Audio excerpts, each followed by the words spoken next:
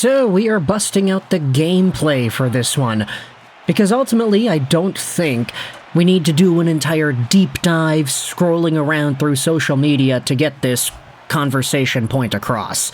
This is really simple, and ultimately I think we get ourselves a good conversation going just from the update itself.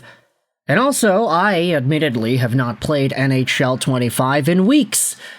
Ever since the draft came and gone, it was like, yeah, no, we can just make videos by recording the screen.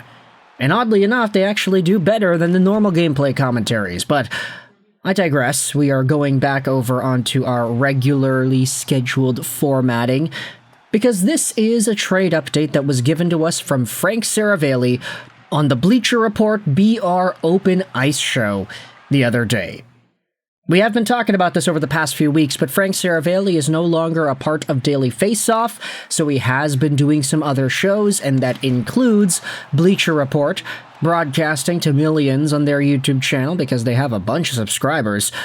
Frank Seravalli had a trade update on Patrik Laine of the Canadiens, wherein he said this: I think it's probably pretty unlikely at this point that we see Laine get traded. Let's see how the season starts. Let's see what kind of productivity level he finds. And this is very simple. It's not a big deal. But what this ultimately gives us is a frame of mind as to what the Canadiens will be aiming for this upcoming season. And I think it's something that we should probably be excited to see. This is mostly because last year, Patrik Laine went through some very precarious injury woes, and it slowed him down from being able to start the season with the Montreal Canadiens.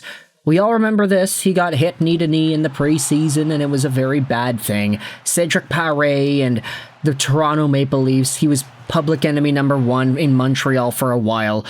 And you still gotta remember that Laine didn't play a good chunk of the past few years. I know this sounds like, making excuses for a guy that was very inconsistent for Montreal, but this is what we have to pay attention to.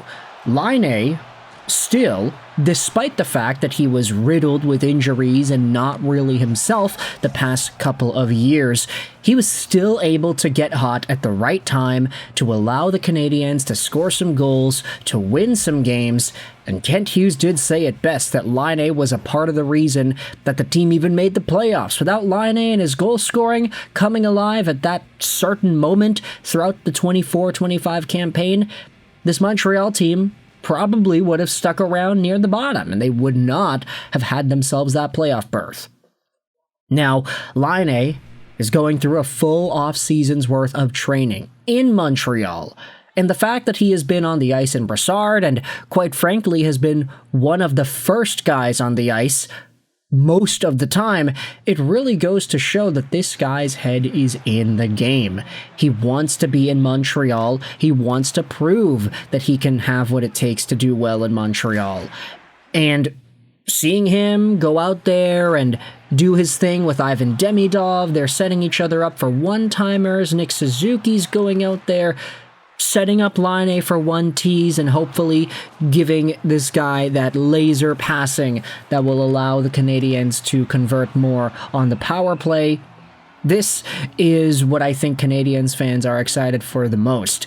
No longer is the narrative about a Patrik Laine trade. I know everybody's talking about his contract. He's making $8.7 million a year. But there's a reason why Patrik Laine was able to head over to Montreal for a very cheap price.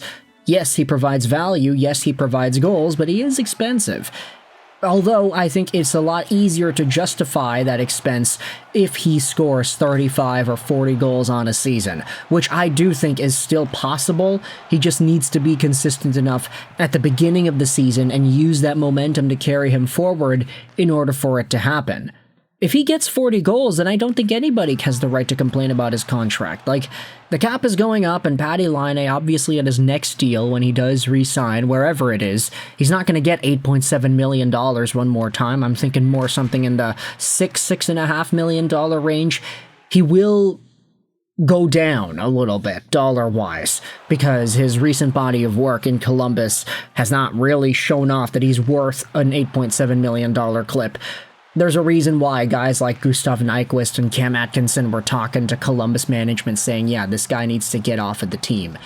And a part of me does feel like it's unfair because of his injury woes, because this guy really was not able to get things going in the proper way.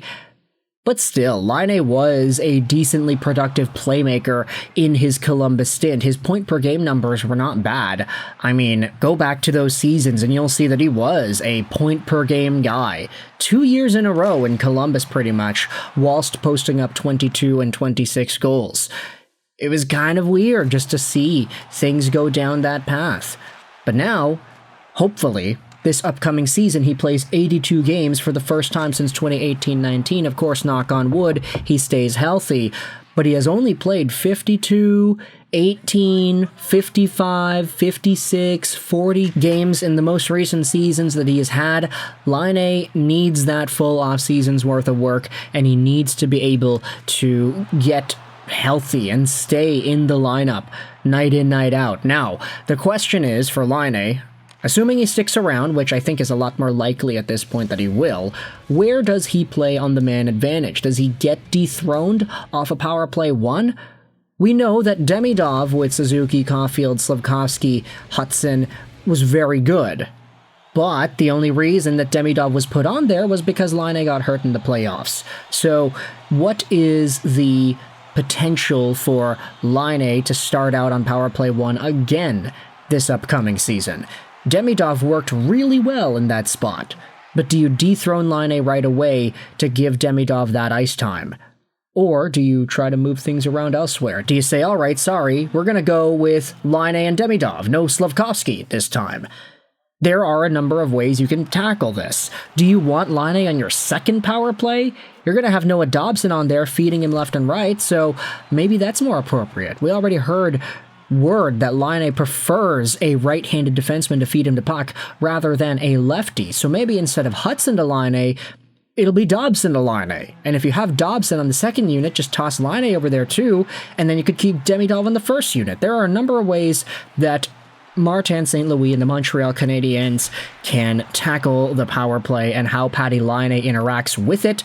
But for now, I want you to let me know your thoughts in the comment section below.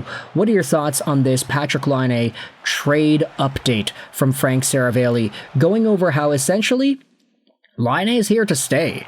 We just gotta wait and see how he's able to start out the season, and as long as he's able to get that momentum, hopefully things will carry themselves forward into bigger and better successes on the ice.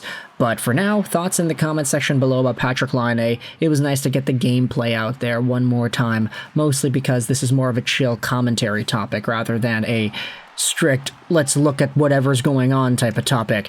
But thoughts in the comment section below. I hope you enjoyed this video. And bye.